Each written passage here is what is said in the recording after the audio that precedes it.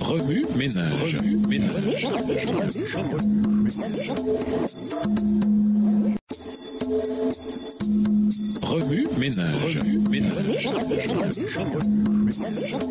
Bienvenue à votre émission Remue ménage. Nous voilà à la leçon de dimanche. Ce qu'on a vu dans ma maison. Un témoignage ruiné par l'orgueil. Lisons 2 Chroniques 32, les versets 25 et 31. 2 Chroniques 32, les versets 25 et 31. Mais Ézéchias ne se conduisit pas ensuite d'une manière qui marque sa reconnaissance pour cela. Au contraire, il devint orgueilleux et attira la colère de l'Éternel sur lui, sur Juda et sur Jérusalem. Verset 31. Cependant, lors de la visite des ambassadeurs des dirigeants babyloniens envoyés pour s'informer sur le prodige qui avait eu lieu dans le pays, Dieu l'abandonna à lui-même pour le mettre à l'épreuve et savoir ce qui était réellement au fond de son cœur. Le roi Ézéchias était condamné à mort. Selon 2 Chroniques 32, la maladie qui faillit l'emporter survint après la victoire militaire miraculeuse sur les invincibles assyriens et le très orgueilleux Sennachérib. Nous lisons verset 23. Beaucoup de gens apportèrent à Jérusalem des offrandes pour le Seigneur et des cadeaux pour Ézéchias, roi de Juda, qui dès lors fut respecté par tous les peuples voisins. Se pourrait-il qu'une telle exaltation puisse avoir contribué à un gros problème d'orgueil? Dieu fit tout de même un autre miracle. Il guérit Ézéchias et lui accorda 15 années de plus à vivre. Ésaïe 38, verset 5. Que fit le roi de ces années de grâce? Comment utilisa-t-il les trésors, l'abondance et les réalisations dont Dieu l'avait béni? Voir 2 Chroniques 32, les versets 27 à 30.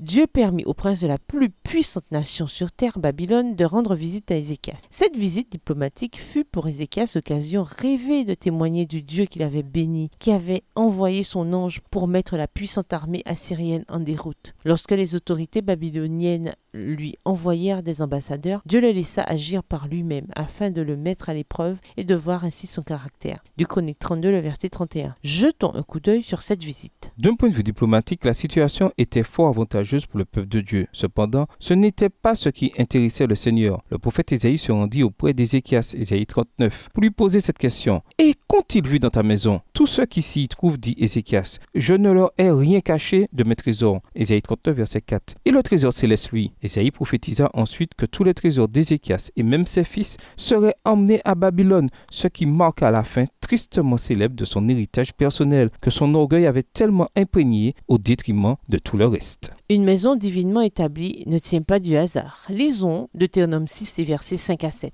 Deutéronome 6 et versets 5 à 7.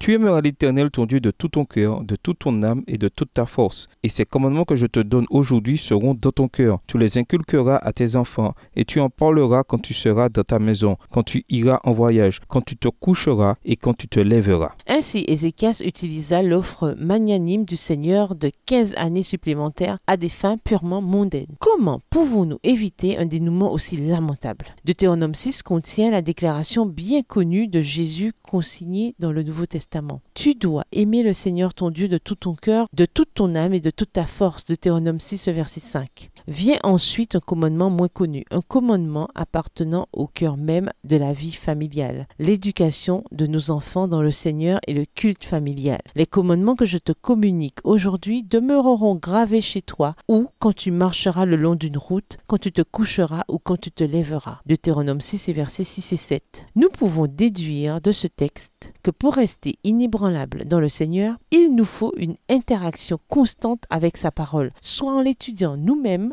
ou en l'enseignant chez nous aux membres de notre famille. Tel un bouclier, la parole de Dieu nous défend contre l'orgueil et les honneurs mondains, ces choses qui causèrent la chute d'Ézéchias et de sa maison. Dans la Bible, de nombreuses histoires montrent que la vie familiale qui s'axe sur une étude fervente de parole de Dieu est comme une bouée de sauvetage que l'on jette à un membre de la famille qui, dans son incrédulité, va à la dérive. Qu'avait donc vu Ruth dans la maison de Noémie? Lisons Ruth 1. Ruth, le chapitre 1. À l'époque où les chefs gouvernaient Israël, une famine survint dans le pays. Un homme de Bethléem en Juda partit séjourner avec sa femme et ses 2 fils dans la campagne du pays de Moab. Cet homme s'appelait Elimelech, sa femme Noémie et ses 2 fils Malon et Kilion. Ils faisaient partie des Éphratiens de Bethléem en Juda. Ils parvinrent en Moab dans la campagne et s'y établirent. Elimelech, le mari de Noémie, mourut là, et elle resta seule avec ses 2 fils. Ils épousèrent des femmes moabites, dont l'une s'appelait Orpa et l'autre Ruth. Ils demeurèrent là une 10aine d'années, puis Mahlon et Chilion moururent à leur tour, et Noémie resta seule, privée à la fois de ses 2 fils et de son mari. Verset 6. Puis elle se leva, elle et ses belles-filles, afin de quitter le pays de Moab, car elle a appris au pays de Moab que l'Éternel avait visité son peuple et lui avait donné du pain. Elle sortit du lieu qu'elle habitait accompagnée de ses 2 filles,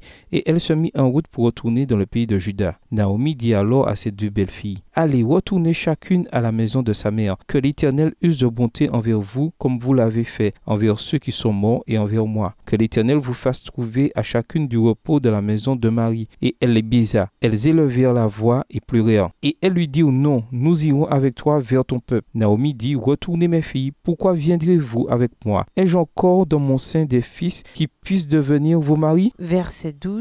Retournez chez vous, mes filles. Allez, je suis trop âgée pour me remarier, et même si je disais, j'ai de quoi espérer des enfants, je me donnerai à un mari cette nuit même, et j'en aurai des fils. Attendriez-vous qu'ils aient grandi et renonceriez-vous pour cela à vous remarier? Bien sûr que non, mes filles. Je suis bien plus affligée que vous, car l'Éternel était intervenu contre moi. Alors les 2 belles filles se mirent à sangloter. Finalement, Orpa embrassa sa belle-mère, mais Ruth resta avec elle. Noémie lui dit, « Regarde, ta belle-sœur est repartie rejoindre son peuple et ses dieux. Fais comme elle, retourne chez les tiens. » Mais Ruth lui répondit, « N'insiste pas pour que je te quitte et que je me détourne de ta route. Partout où tu iras, j'irai. Où tu t'installeras, je m'installerai. Ton peuple sera mon peuple et ton Dieu sera mon Dieu. Là où tu mourras, je mourrai aussi et j'y serai enterré. Que l'Éternel me punisse avec la plus grande sévérité si autre chose que la mort me sépare de toi. » Verset 18. Naomi, la voyant décidée à aller avec elle, cessa ses instances. Elles firent ensemble le voyage jusqu'à leur arrivée à Bethléem. Et lorsqu'elles entrèrent dans Bethléem, toute la ville fut émue à cause d'elles. Et les femmes disaient, « Est-ce la Naomi? » Elle leur dit, « Ne m'appelez pas Naomi, appelez-moi Mara, car le Tout-Puissant m'a rempli d'amertume. J'étais dans l'abondance à mon départ, et l'Éternel me ramène les mains vides. Pourquoi m'appelleriez-vous Naomi, après que l'Éternel s'est prononcé contre moi, et que le Tout-Puissant m'a affligé? » Ainsi revinrent du pays de Moab Naomi et sa belle-fille, Ruth la Moabite. Elles arrivaient à Bethléem au commencement de la moisson des orges. En amenant Noémie et ses fils à Moab pour échapper à la famine dans son pays, Elimelech était loin de se douter que ce voyage aboutirait finalement au salut de l'une de ses belles-filles, une étrangère qui, déduisons-nous, n'avait au départ aucune connaissance de Dieu. Or, cette étrangère finit par être une ancêtre du Sauveur du monde.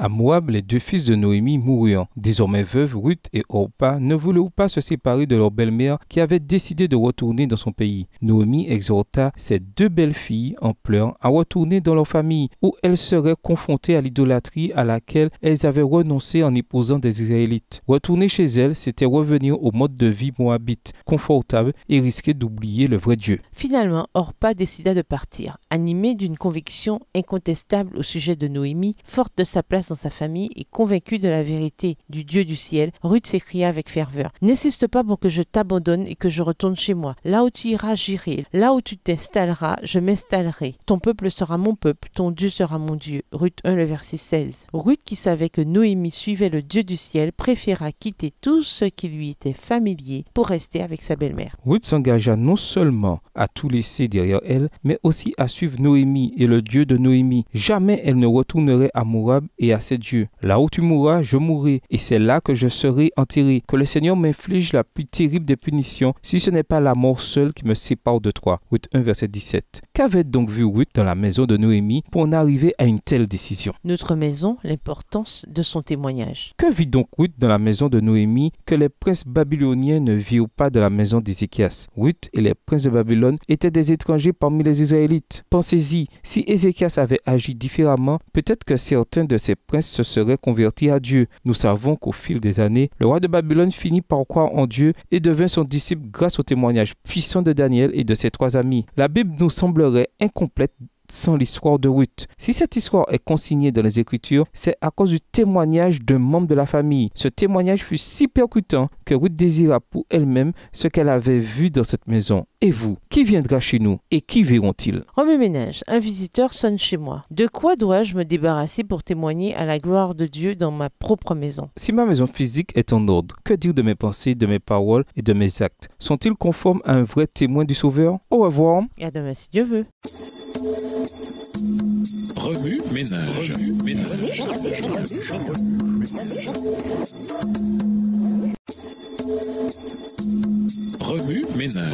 ménage.